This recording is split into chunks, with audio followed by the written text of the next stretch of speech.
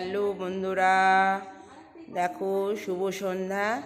তো দেখো জগন্নাথের মন্দির, এটা হচ্ছে বীরভূম জেলায় আমার মেয়ের বাড়িতে গ্রামে এসেছি, শ্বশুরবাড়িতে গ্রামে এসেছি তো বীরভূমে।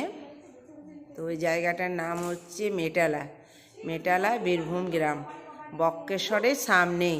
তো দেখো এখানে জগন্নাথের মন্দির হয়েছে, খুব সুন্দর মন্দিরটা, খুব ভালো লাগছে।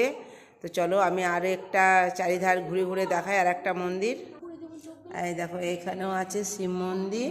তো দেখো দরজাটা লাগানো আছে, শিব মন্দিরটা খুব সুন্দর করেছে। একটু দূর থেকে দেখাই তোমাদের। এই দেখো শিব মন্দিরটা, দেখো কি সুন্দর করেছে শিব মন্দিরটা, খুব ভালো লাগছে মন্দিরটা।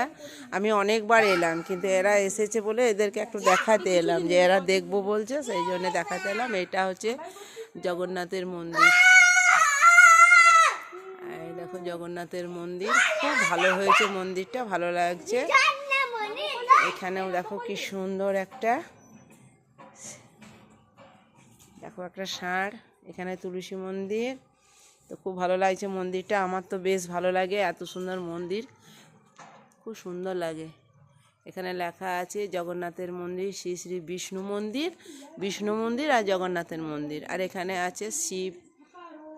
খুব ভালো লাগছে। ঠিক আছে বন্ধুরা, তাহলে শুভ সন্ধ্যা, এখানেই রাখি।